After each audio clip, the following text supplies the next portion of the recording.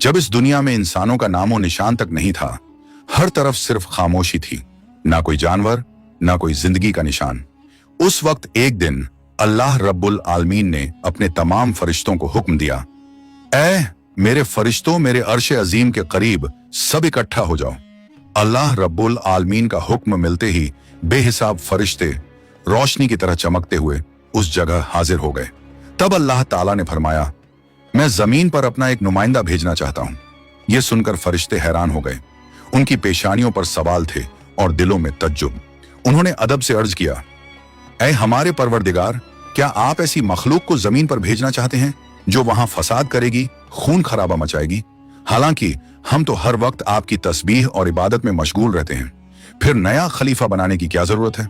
उनकी बात सुनकर अल्लाह रब्बुल आलमीन ने फरमाया, ऐ मेरे फरिश्तों, मैं वो जानता हूं जो तुम नहीं जानते। कौन मेरी इबादत करेगा और कौन नाफरमानी, इसका इल्म सिर्फ मेरे पास है। मैंने तुमसे मशवरा नहीं मांगा, सिर्फ बताया है। अल्लाह ताला की ये बात सुनते ही फरिश्तों के दिल कांप उठे। उन्होंने अपनी गलती महसूस की और फौरन तौबा कर लिया। फिर सजदे में गिरकर अल्लाह से माफी मांग ली। फिर अल्लाह ताला ने अपने 4 अजीम फरिश्तों को बुलाया, हजरत जिब्राइल, हजरत मिकाइल, हजरत इसराफील और हजरत इजराइल अलैहिस्सलाम। हुक्म मिलते ही अल्लाह रब्बुल आलमीन की बारगाह में हाजिर हुए।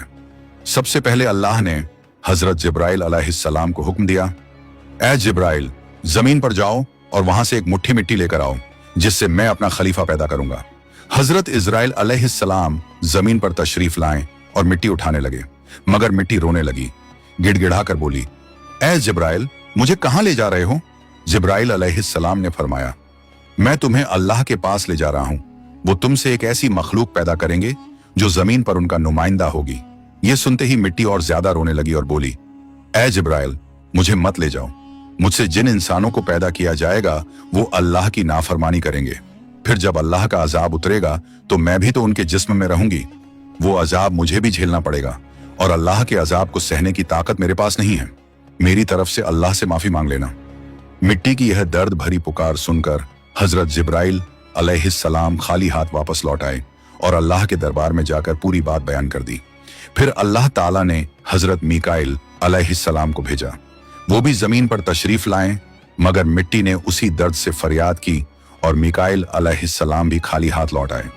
इसी तरह हजरत इजराफील अलैहिस्सलाम भी जमीन पर तशरीफ लाएं, मगर मिट्टी की आह सुनकर उनका दिल भी पिघल गया और वो भी मिट्टी उठाए बिना ही लौट आए। तीनों फरिश्ते खाली हाथ वापस आ गए। आखिरकार अल्लाह रब्बुल आलमीन ने हजरत इजराइल अलैहिस्सलाम को जमीन पर भेजा। जब इजराइल अलैहिस्सलाम जमीन पर तशरीफ लाएं तो मिट्टी ने फिर वही इल्तिजा की और बोली, ऐ इजराइल, मुझे मत ले जाओ, मुझे यहीं छोड़ दो। लेकिन इजराइल अलैहिस्सलाम ने फरमाया, ऐ मिट्टी, मैं तुम्हारी बात पर लौट नहीं सकता, क्योंकि मुझे अल्लाह का हुक्म मिला है और मैं अपने रब के हुक्म की खिलाफ वर्जी कभी नहीं करूंगा। यह कहकर उन्होंने मिट्टी उठाई और अल्लाह के दरबार में लौट आए। अल्लाह ताला ने बहुत खुश होकर फरमाया, ऐ इजराइल, क्योंकि तुमने मेरा हुक्म पूरा किया, मैं तुम्हें एक खास जिम्मेदारी देता हूं, इंसानों की रूहें कब्ज करने की जिम्मेदारी। इजराइल अलैहिस्सलाम ने अर्ज किया, ऐ अल्लाह, जब मैं इंसानों की रूह निकालूंगा तो उनके घर वाले मुझसे नफरत करेंगे और मुझे ही इल्जाम देंगे।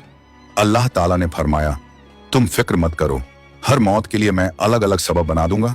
कोई बीमारी से जाएगा, कोई हादसे से, तो कोई बुढ़ापे से। लोग तुम्हें इल्जाम नहीं देंगे। ये सुनकर इजराइल अलैहिस्सलाम का दिल मुतमिन हो गया और फिर फरिश्तों ने अल्लाह के हुक्म से उस मिट्टी को मक्का शरीफ के करीब एक पहाड़ी पर रख दिया।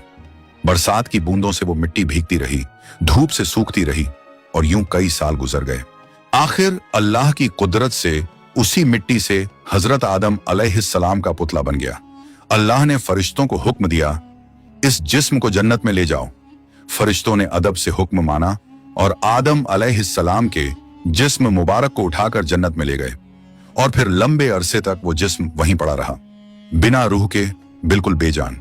फरिश्ते उसके करीब आते और उसे गौर से देखकर कहते, यही है वो जिस्म, यही होगा अल्लाह ताला का खलीफा जमीन पर। मगर फरिश्तों का सरदार आजजील, जो उस वक्त तक शैतान नहीं बना था, वो हमेशा हंसता, ताने मारता और आदम अलैहिस्सलाम के जिस्म का मजाक उड़ाता। वो सरदार था, इसलिए कोई फरिश्ता उसे कुछ कहने की हिम्मत नहीं करता।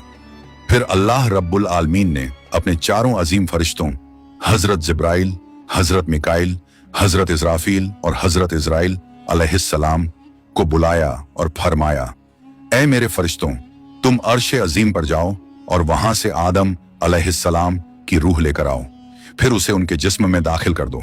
अल्लाह रब्बुल आलमीन का हुक्म मिलते ही चारों फरिश्ते अर्श अजीम की तरफ रवाना हो गए।